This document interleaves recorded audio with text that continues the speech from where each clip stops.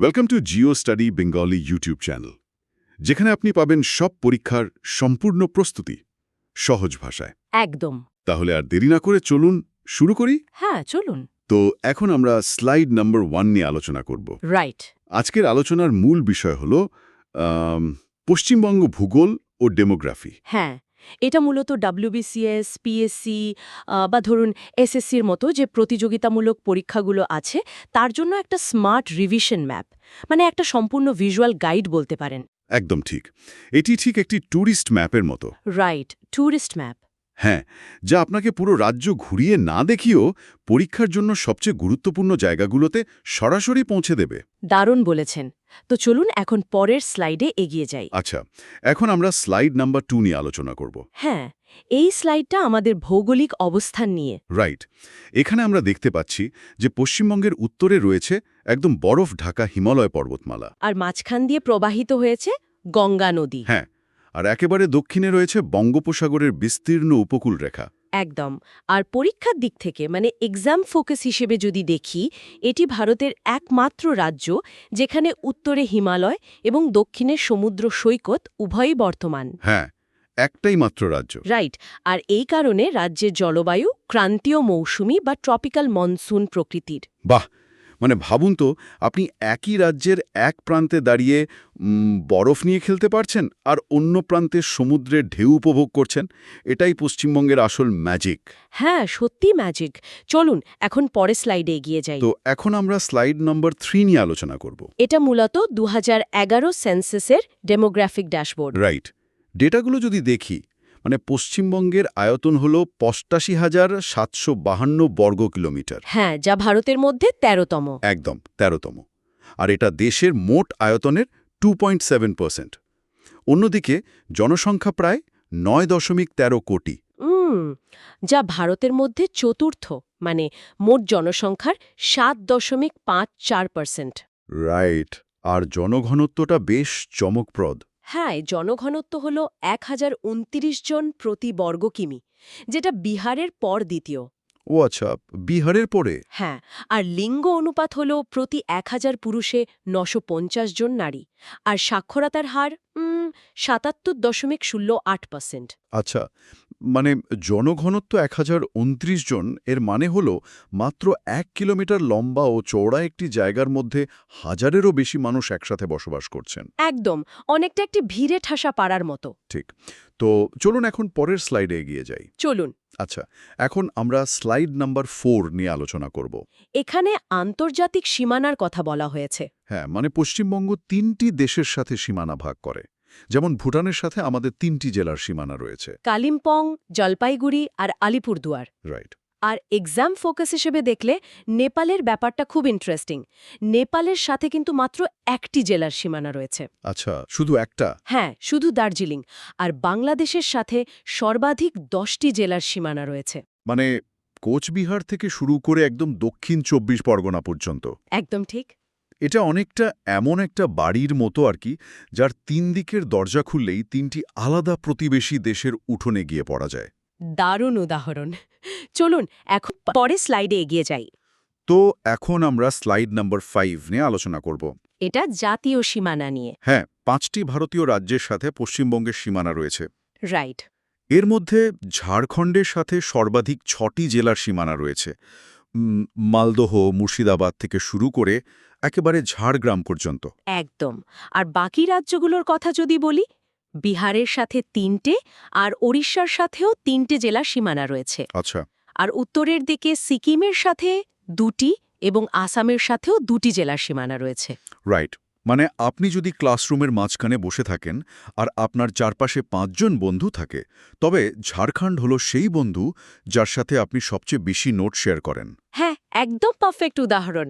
তো চলুন এখন পরের স্লাইডে এগিয়ে যাই। এখন আমরা স্লাইড নাম্বার 6 নিয়ে আলোচনা করব। এটা খুব গুরুত্বপূর্ণ একটা জায়গা, শিলিগুড়ি করিডোর। হ্যাঁ, এটিকে তো চিকেন নেক বলা হয়, তাই না?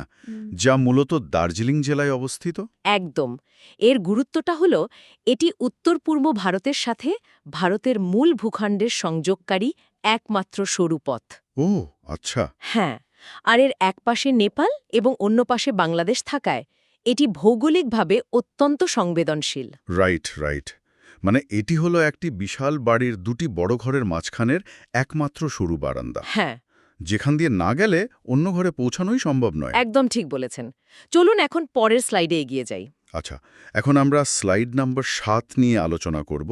এখানে জেলার বিবর্তন নিয়ে কথা বলা হয়েছে, মানে 14 থেকে 23। হ্যাঁ, 1947 সালে মানে স্বাধীনতার সময়ে জেলা ছিল মাত্র 14টি। রাইট। তারপর 1950 সালে দেশীয় রাজ্য কোচবিহার যুক্ত হয়। আর 1954 সালে চন্দননগরের অন্তর্ভুক্তি হয়। ওটা তো ফরাসি উপনিবেশ ছিল, তাই না? একদম, সেটা অন্তর্ভুক্ত হয়ে হুগলি জেলার অংশ হয়। আর এভাবেই ক্রমাগত বিভাজনের মাধ্যমে বর্তমানে মোট জেলা 23টি। হ্যাঁ, যেমন 2017 সালেই কালিম্পং গঠিত হলো। ঠিক। মানে এটি একটি একান্নবর্তী পরিবারের মতো, যা প্রথমে 14 জন সদস্য নিয়ে শুরু হয়েছিল। হ্যাঁ, আর সময়ের সাথে সাথে বড় হতে হতে আজ 23 জনের বিশাল পরিবারে পরিণত হয়েছে। একদম। চলুন এখন পরের স্লাইডে এগিয়ে যাই। তো এখন আমরা স্লাইড নাম্বার 8 নিয়ে আলোচনা করব। এটা হলো ভৌগোলিক সীমানা বা কম্পাস অফ এক্সট্রিমস। রাইট। পশ্চিমবঙ্গের একেবারে উত্তরের জেলা হলো দার্জিলিং, যেটা চা বাগানের জন্য বিখ্যাত। একদম। আর একেবারে দক্ষিণের জেলা হলো দক্ষিণ 24 পরগনা। হ্যাঁ। আর পূবের জেলা হলো আলিপুরদুয়ার এবং পশ্চিমের জেলা হলো পুরুলিয়া। আচ্ছা। আর এক্সাম ফোকাস হিসেবে বলি, পরীক্ষায় কিন্তু এই প্রান্তিক জেলাগুলো সরাসরি জানতে চাওয়া হয়। রাইট। মানে আপনার ঘরের চারপাশে যদি 4টি খুঁটি থাকে, তবে এই 4টি জেলা হলো পশ্চিমবঙ্গের সেই 4 দিকের সীমানা নির্ধারক খুঁটি। দারুণ। তো চলুন এখন পরের স্লাইডে এগিয়ে যাই। আচ্ছা, এখন আমরা স্লাইড নাম্বার 9 নিয়ে আলোচনা করব। এখানে আমরা জেলার পরিসংখ্যান মানে চরম মাত্রাগুলো দেখব। হ্যাঁ, আয়তনের দিক থেকে সবচেয়ে বড় জেলা হলো দক্ষিণ 24 পরগনা। রাইট। আর সবচেয়ে ছোট জেলা হলো কলকাতা, যেটা আমাদের রাজধানী। একদম। আর জনসংখ্যার দিক থেকে দেখলে সবচেয়ে বড় হলো উত্তর 24 পরগনা। আর সবচেয়ে ছোট জনসংখ্যার দিক থেকে সবচেয়ে ছোট দক্ষিণ দিনাজপুর। তবে 2017 সালের পর কালিম্পং ক্ষুদ্রতম। ও আচ্ছা, মানে বাড়ির ড্রয়িং রুমটা যেমন সবচেয়ে বড় হয় দক্ষিণ 24 পরগনার মতো, হ্যাঁ, আর স্টোর রুমটা সবচেয়ে ছোট কলকাতার মতো। এখানেও ব্যাপারটা ঠিক তাই। একদম মিলে গেছে। তো চলুন এখন পরের স্লাইডে এগিয়ে যাই। এখন আমরা স্লাইড নাম্বার 10 নিয়ে আলোচনা করব।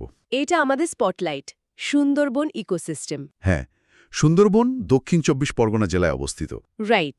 আর আমরা সবাই জানি এটি পৃথিবীর বৃহত্তম ম্যানগ্রোভ অরণ্য আর রয়্যাল বেঙ্গল টাইগারের প্রাকৃতিক আবাসস্থল। একদম।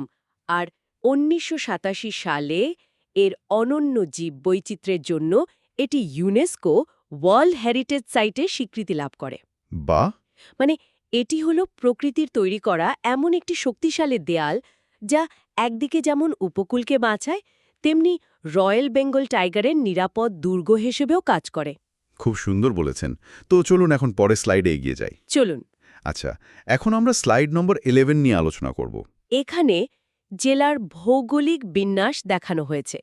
সীমানা বনাম অভ্যন্তরীণ। রাইট। মোট 23টি জেলার মধ্যে 5টি হলো অভ্যন্তরীণ জেলা বা ইন্টারনাল ডিস্ট্রিক্টস, হ্যাঁ, মানে যেগুলোর কোনো আন্তর্জাতিক, রাজ্য বা সামুদ্রিক সীমানা নেই। যেমন হুগলি, পূর্ব ও পশ্চিম বর্ধমান, বাঁকুড়া, হাওড়া। একদম।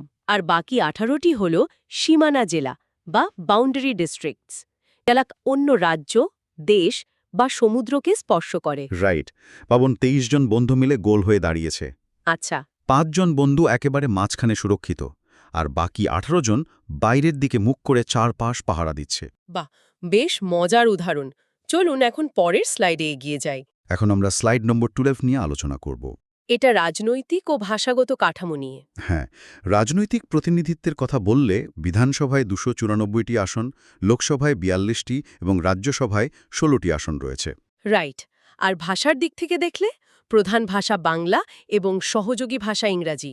একদম। তবে আঞ্চলিকভাবে দার্জিলিংয়ে নেপালি ভাষার স্বীকৃতি আছে। এছাড়া হিন্দি ও উর্দুও প্রচলিত।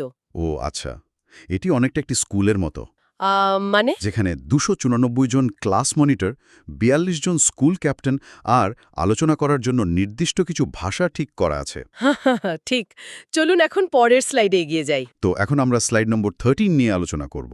এখানে পশ্চিমবঙ্গ রাজ্যের প্রতীক নিয়ে কথা বলা হয়েছে। হ্যাঁ, আমাদের রাজ্য লোগো হলো বিশ্ব বাংলা, যেখানে অশোক স্তম্ভ রয়েছে। এটা 2018 সালে গৃহীত। রাইট।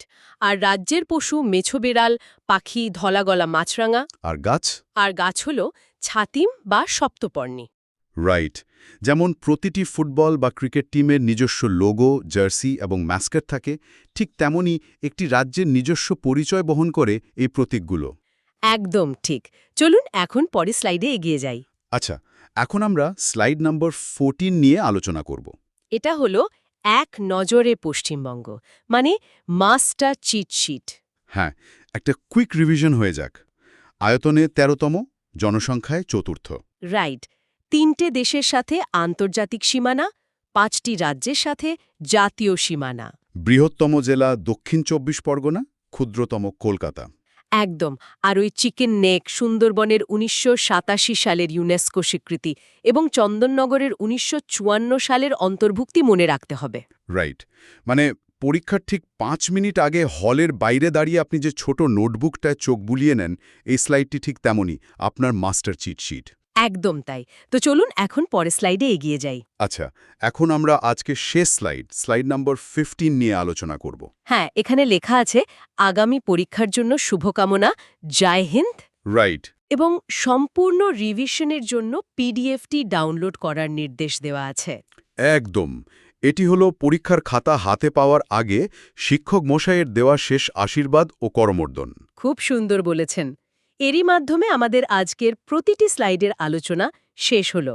যদি ভিডিওটি আপনার কাজে লাগে তাহলে লাইক করুন, শেয়ার করুন। এবং জিও স্টাডি বেঙ্গলি চ্যানেলটি সাবস্ক্রাইব করতে ভুলবেন না। কারণ এখানে পাবেন সব পরীক্ষার সম্পূর্ণ প্রস্তুতি এক জায়গায়। দেখা হবে পরের ভিডিওতে নতুন একটি টপিক নিয়ে। ততক্ষণ keep studying, keep growing. Shining.